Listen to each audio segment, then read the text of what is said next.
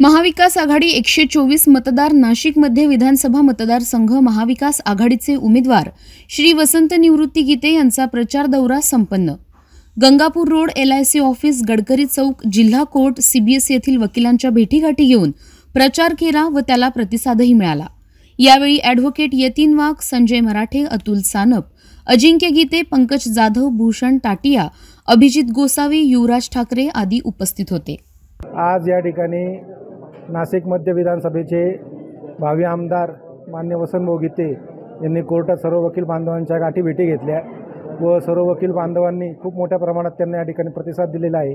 नक्कीच वसंतभाऊ या मतदारसंघातून निवडून येतील व नाशिकमध्ये भयमुक्त व ड्रग्समुक्त नाशिक करण्याकरता व जी युवा पिढी एका वाईट वळणाला चालली आहे, योग्य वळणाला येण्याकरता नक्कीच वसंतभाऊ विधानसभेमध्ये आमदार आवाज उठवतील व वेळोवेळी याच्यावर वचक ठेवतील अशी सर्व आम्हाला आशा आहे। महाविकास आघाडीचे उमेदवार वसंतभाऊ गीते यांच्या प्रचारार्थ आज जिल्हा न्यायालयातील सर्व वकील वर्गांची भेटीगाठी घेण्यात आल्या। या दरम्यान वकील वर्गाने अतिशय उत्साहवर्धक त्यांचं स्वागत केलेलं आहे आणि निश्चितच एकंदरीत सर्व हे बघितले असता वसंतभाऊचा विजय हा निश्चित असल्याचे सर्व स्तरातून इथे सांगण्यात येत आहे।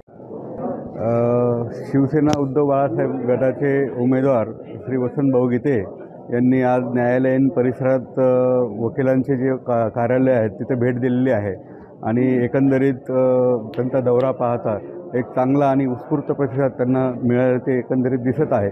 त्यांना शुभेच्छा आहे आमच्या सगळ्यांच्या वतीने। जनतेला काय आव्हान करू शकता?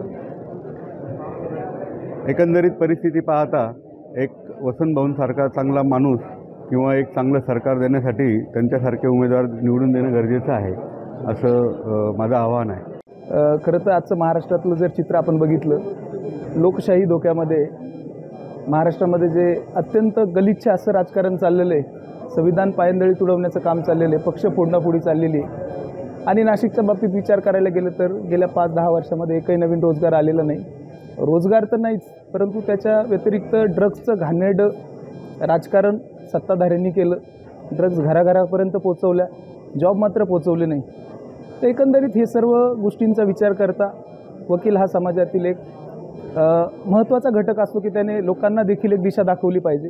तर वकील मंडळींचा आजचा निर्धार पक्का आहे, यावेळेस वसंतभाऊंना निवडून द्यायचं आहे आणि हा महाराष्ट्र वाचवायचा आहे, लोकशाही वाचवायची।